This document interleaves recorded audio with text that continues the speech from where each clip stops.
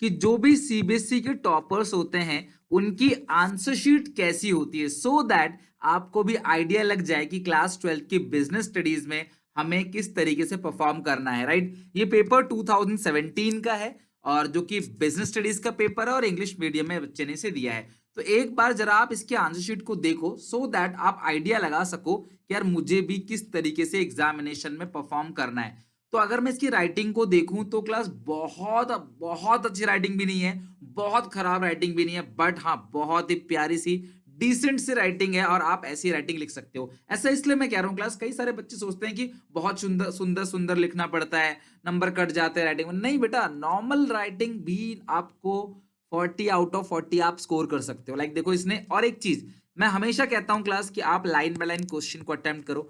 आप किसी भी टॉपर की आंसर शीट उठा के देख लेना, उसने line by line he answers को अटेम्प्ट किया है। एक टीचर को बहुत आसान होता है चेक करने के लिए और उसको बहुत कंफर्टेबली लगता है। और सीधी सी बात है, जो टॉपर है उसे सारे ही क्वेश्चंस आते होंगे या मेजर क्वेश्चन आते होंगे। जब उसे सारे क्वेश्चन आते होंगे तो वो क्यों बीच से इधर उधर से उठा के करेगा। तो आप 1 से 12 या 12 से 1 आंसर करोगे। राइट, तो इन्होंने देखो सुपरविजन के बारे में लिखा है, हालांकि सुपरविजन अभी हमारे सिलेबस में नहीं है। बाकी इन्होंने फॉर्मल और इनफॉर्मल ऑर्गेनाइजेशन लिखा। देखो अब कई बच्चे बोलते हैं सर स्केल से लाइन खींचना जरूरी होता है, कई टीचर बता देते हैं बच्चों को बड़ा स्केल से खींचना। वो आपको इसलिए बोलते हैं कि आप सीधी लाइन नहीं खींच पाते, लेकिन आप देखो इन्होंने क्लास यहाँ पे कोई ऐसी लाइन नहीं खींची। ओके, यहाँ ऐसी कोई लाइन नहीं खींची, यहाँ भी ऐसी कोई लाइन नहीं खींची, इसको भी कोई स्केल से इन्होंने लाइन नहीं खींचा। तो इन्होंने नॉर्मली लाइन खींचा बिकॉज ये 1 नंबर क्वेश्चन होगा। तो फ्लो ऑफ कम्युनिकेशन के हिसाब से फॉर्मल ऑर्गेनाइजेशन, सॉरी फॉर्मल और इनफॉर्मल ऑर्गेनाइजेशन के बारे में इन्होंने देखो लिख दिया। राइट, फ्लो ऑफ कम्युनिकेशन किस तरीके से इंफॉर्मेशन जाती है उसके बारे में लिखा हुआ। राइट, फिर देखो एप्टीट्यूड टेस्ट, मैंने आपको सिखाया ना पोटेंशियल ऑफ लर्निंग। एक चीज और देखो टॉपर की आंसर शीट में कि आप एक अंडरलाइनिंग कर देते हो, और मैंने आपको सेम यही चीज सिखा रखी है। एप्टीट्यूड टेस्ट के अंदर सिलेक्शन टेस्ट में जो होता है 5 टेस्ट, उसके अंदर class intelligence test, aptitude test, personality test, trade test, interest test. तो उसमें जो एप्टीट्यूड टेस्ट है उसको बेसिकली देखो इन्होंने क्या, जो इनको लग रहा है कि यार ये पॉइंट जो है इंपॉर्टेंट है, तो इन्होंने इसको अंडरलाइन कर दिया है। राइट, तो इसीलिए क्लास ध्यान रखना कि आप आंसर देखो, हर एक आंसर के बीच में देखो अच्छा खासा गैप दिया हुआ है 1 से 2 लाइन का। तो आप इस तरीके से अपने आंसर शीट को प्रेजेंट करोगे ना, यकीन मानो क्लास यही एक तरीका है 40 स्कोर करने का। वर्कफोर्स देखो एनालिसिस, आप इन्होंने अंडरलाइनिंग किया, हेडिंग को लिखते चले गए। बहुत देखो एक एक नंबर के क्वेश्चन में कितना छोटा 1 वर्ड 1 सेंटेंस में लिखा है। तो आपके 2 नंबर का होगा तो खासकर आप 5 लाइन 6 लाइन तक max to max I think जा सकते हो आप, दैट इज इनफ। राइट, इन्होंने देखो हर एक इंपॉर्टेंट चीज को अंडरलाइनिंग किया है ताकि टीचर अंडरलाइनिंग को देखे, बस उसे पूरी क्वेश्चंस को रीड करने की जरूरत नहीं पड़ेगी। फॉर्मूला लिखा है, देखो फॉर्मूले को रेक्टेंगल बॉक्स के अंदर कवर किया है। राइट, अब देखो गलती हो गई ना, ऐसा नहीं कि गलती नहीं होती, कौन कहता है यार टॉपर से भी गलती होती है। तो देखो आप काट के 7 कर दिया, कोई बात नहीं, फिर 8 तो हो गया। तो ऐसी छोटी मोटी मिस्टेक चलती है। आप ये देखो, जैसा कि मैं आपको बताता हूँ डायग्राम चार्ट आपको बनाना चाहिए। देखो उन्होंने क्लास एक आराम से डायग्राम बनाया, प्रिंसिपल ऑफ मैनेजमेंट, इसके 2 इन्होंने बता दिए, unity of direction, unity of order. हालांकि इनका कोई रिलेशन नहीं है, अलग अलग प्रिंसिपल से। तो आप कोई भी, जरूरी नहीं कि आप भी ऐसा ही बना के आओ चल के, तो आप किसी भी तरीके से दिखा सकते हो, इस तरीके से भी प्रेजेंट कर सकते हो। आप चाहो तो एक एरो बना के इस तरीके से दिखा सकते हो, सर्कल बना के आप इस तरीके से दिखा सकते हो, कैसे भी प्रेजेंट कर लो, मर्जी तुम्हारी है। तो आप देख रहे हो ना क्लास आंसर कैसे लिखा है, नॉर्मल क्लास अच्छे से अंडरस्टैंडिंग तरीके से लिखा हुआ है, और बहुत बड़ा नहीं लिखा, बहुत छोटा नहीं लिखा। तो बहुत ज्यादा सावधानी नहीं इन्होंने बरती है, बस यह है कि ज्यादा काटाकुटी नहीं करी है, और बिल्कुल ऑर्गेनिक तरीके से, बेटर तरीके से लिखा हुआ है, और अंडरलाइनिंग किया है जो जो इंपॉर्टेंट चीजें हैं। तो आप प्लीज अंडरलाइनिंग करा करो, आपको लगता है ये मेरे आंसर का मेन पॉइंट है भैया, इसको तो मैं अंडरलाइनिंग कर ही लूंगा। राइट, देखो यहाँ पे क्लास ऑर्डर लिखा हुआ है, और कुछ चीज आप पॉइंट में लिख सकते हो, देखो पॉइंट पॉइंट बना के लिखा है। तो यार ये है आंसर शीट टॉपर्स की, तो आप इस तरीके से अपने आंसर्स को जा सकते हो। कहीं देखो टीचर ने नंबर नहीं काटा हुआ है।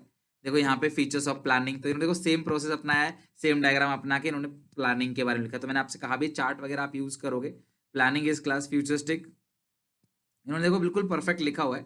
अब ऐसी नहीं है कि इसको ढूंढेंगे तो इसमें गलती नहीं मिलेगी, ऐसा नहीं है, गलती निकाली जा सकती है। लेकिन जब टीचर देखता है कि बच्चे ने यार शुरू से इतनी सारी चीजें सही लिखी हैं, क्योंकि तब पेपर पूरा पूरा होता था एक साथ। देखो यहाँ पे इन्होंने top middle level lower level pyramid बना के भी दिखा रखा है। तो टीचर जब शुरू में देखता है बच्चे के आंसर, ठीक है गलती तो बच्चा करेगा ही भैया, गलती तो करेगा ही, लेकिन आपके टीचर को लगना चाहिए कि यार बच्चा तो बहुत अच्छा लिख रहा है यार, बहुत अच्छा है। तो बच्चा समझ जाता है, टीचर समझ जाता है यार ये बंदा 40 out of 40 लायक है, उसके लायक है ये। समझ रहे हो बात को? तो ये देखो आपको आंसर शीट दिखाने का मेरा मेन मोटो था।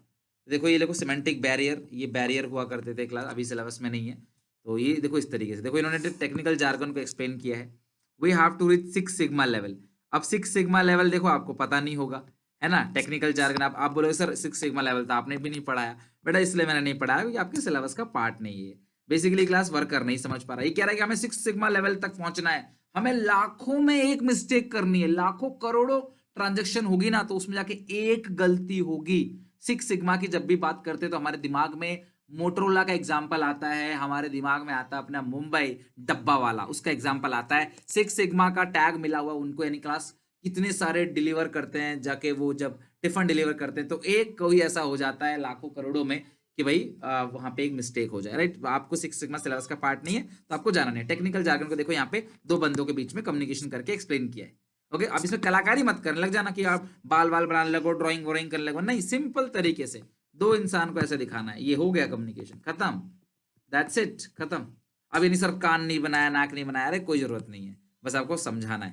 तो ये है क्लास आपका सारा का सारा। क्लास देखो नॉर्मली लिखा है लाइन बाय लाइन, हर एक आंसर्स को अच्छे से अपडेट किया है। अब कॉपी को स्पेशियस रख रखा है class. Scientific management do technique थी, ऐसे करके दिखा दिया, जबकि मैंने तो आपको बहुत अट्रैक्टिव अट्रैक्टिव सिखा रखा है। 2017 में 22 में बहुत अंतर है, आप नए जमाने के बच्चे हो तो आपको बहुत अच्छे से देखो एग्जाम्पल को इन्होंने कितने सारे एग्जाम्पल दिए, इन्होंने मेजर चीजें एग्जाम्पल के अंदर दे रखी हैं। इन्होंने कोशिश की है कि यार अपने कंटेंट को एग्जाम्पल से सपोर्ट करूं, डायग्राम से सपोर्ट करूं। तो ये है क्लास टॉपर्स की आंसर शीट जो मुझे आपको दिखानी थी। आई होप आप समझ गए होगा। और देखते हैं क्लास कुछ खास बात हो। देखो क्लास डिफरेंस लिखा बेसिस, मैं हमेशा डिफरेंस लिखवाता हूं तो बोलता हूँ बेटा बेसिस से। अब सुनो जरा, ये है आपके मेन मुद्दे की बात। क्या है क्लास यहाँ पे, जब इसको ऐसा लग रहा है, इसको ऐसा लग रहा है कुछ मिस्टेक है, देखो यहाँ पे क्लास कट हो गया है, इन्होंने कट कर दिया, सिंपल। तो अगर आपको कुछ लगता है ना कुछ गलती है, देखो ये रहा डेमोक्रेटिक। मैं आपसे कहता हूं हमेशा कि स्टाइल ऑफ लीडरशिप में भी, आपने मेरी वीडियो आ गई हो या कल तक आ जाएगी, स्टाइल ऑफ लीडरशिप की मैंने कहा था कि डायग्राम वगैरह कैसे बनाना है, क्या मिस्टेक्स नहीं करनी है। देखो इन्होंने डायग्राम बना के दिखा रखा है, जो कि मैंने तो आपको और अच्छे से सिखा रखा है डायग्राम किस तरीके से बनाना है कि नहीं? तो आप डायग्राम बना के, इसे ग्रुप सेंट्रिक है ये क्लास, यानी कि डेमोक्रेटिक लीडरशिप है, सब लोग मिलकर डिसीजन लेते हैं।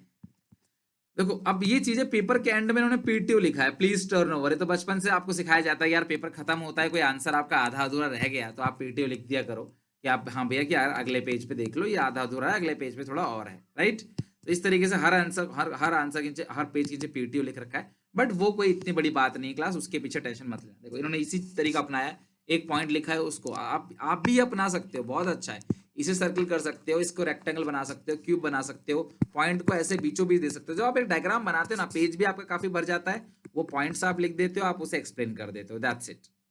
ओके, तो ये चीज आपने क्लास ध्यान रखनी है कि आपको इस तरीके से आंसर शीट अटेम्प्ट करना है। पहले 100 नंबर का ये पेपर था तो काफी देखो क्लास आंसर शीट बड़ी है, बट आपका तो छोटा सा आंसर शीट होगा। हाँ बट इस तरह देखो, ये देखो ये पॉइंट डेलीगेशन के इन्होंने पॉइंट बनाया और हेडिंग बना के इस तरीके से लिख दिया। तो आप भी इस तरीके से इंपोर्टेंस लिख सकते हो, किसी चीज के भी, कंट्रोलिंग के इंपोर्टेंस लिखना हो, फाइनेंशियल मार्केट के इंपोर्टेंस लिखने हो।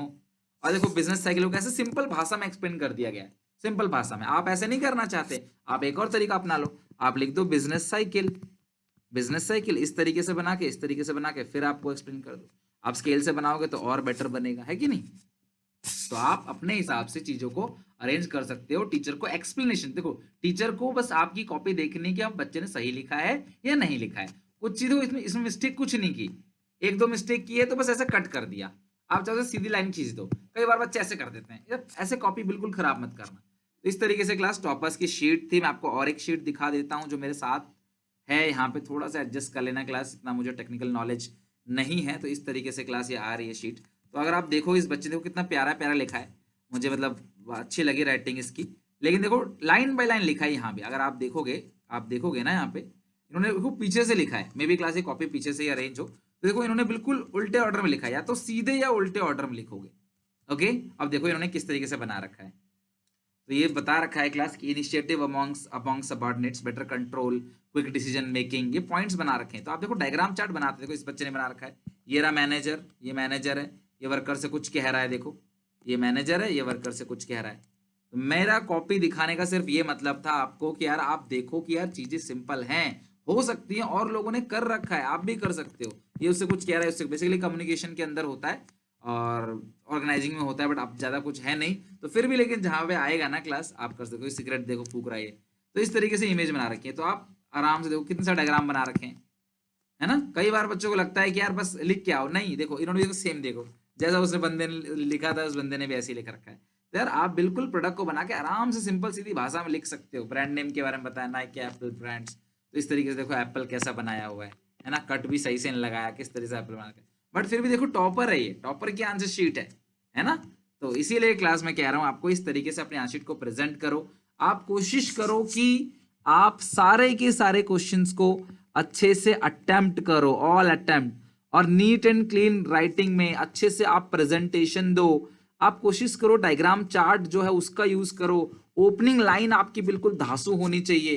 तो जितना बेहतर सोचोगे, देखो जरूर नहीं जो तुमने पढ़ा है वही तुम्हारे काम आएगा, जो तुमने रियल लाइफ में देखा है, जो तुमने रियल लाइफ में इतने सारे न्यूज चैनल है, मीडिया है, सोशल मीडिया है, यहाँ वहां से इतनी सारी चीजें आपने देखी हैं, उन सबका आप यूज कर सकते हो, राइट। चलो मेरी तरफ से all the best. I hope आपको वीडियो पसंद आई होगी।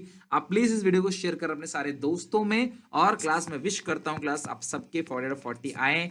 मेहनत करो, दिन रात एक कर दो क्लास, इन इस टाइम को बहुत अच्छे से यूज करो, राइट। चलो टेक केयर।